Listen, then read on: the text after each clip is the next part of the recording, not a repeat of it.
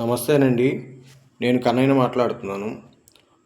పల్నాడు జిల్లా అమరావతి మండలం లేమల గ్రామంలో ప్రకృతి వ్యవసాయం చేస్తున్న రమాదేవి గారు మరియు వాళ్ళ స్టాఫ్ని ఈరోజు కలవటం జరిగింది.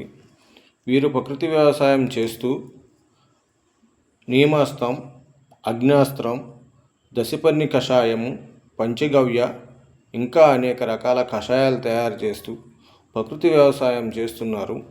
వీరు ప్రకృతి వ్యవసాయం చేస్తూ పక్కనున్న రైతులకు కూడా అందరికీ ప్రకృతి వ్యవసాయం మీద అవగాహన కల్పిస్తున్నారు. కనుక వాళ్ళు చేసే సేవలు చాలా అభినందనీయం. నేను ఈరోజు వాళ్ళని కలవటం జరిగింది. నేను కూడా ప్రకృతి వ్యవసాయం చేస్తున్నానండి. ప్రకృతి వ్యవసాయం చేసేటప్పుడు నీమాస్త్రం చిన్న చిన్న లార్వా దశలో ఉన్న పురుగులను చిన్న పురుగులను ఇది నాశనం చేస్తుంది. ఇప్పుడు చూస్తున్న కషాయం నీమాస్త్రం అండి. ఈ నీమాస్త్రం గురించి మేడం గారు నాకు అన్ని విషయాలు చెప్పారు. నీమాస్త్రంలో వేపాకు మరియు ఆవు పంచకం, ఆవు పేడ కలిపి నీమాస్త్రం తయారు చేస్తారు.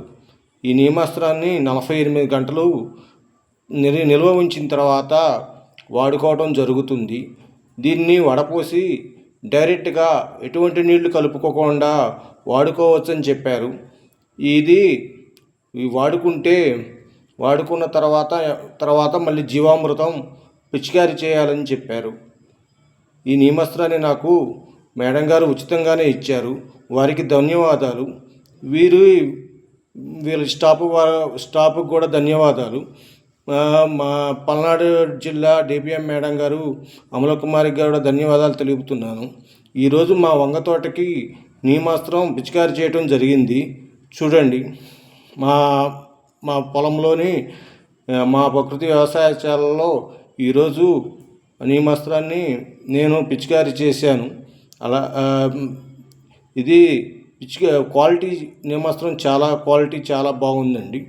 ఇక ఇది అందరికీ ఇలాంటి మంచి కషాయాలు అందించాలని రమాదేవి గారిని కోరుతున్నాను. ఈ అవకాశం ఇచ్చిన డిపిఎం మేడం గారికి అందరికీ ధన్యవాదాలు. నేను ఇట్లాగా ఆకుకూరలు, అన్ని రకాల కూరగాయ మొక్కలు, ఆకుకూర మొక్కలు కూడా ఇలాగ కషాయాలు చేసి పెంచుతున్నాను.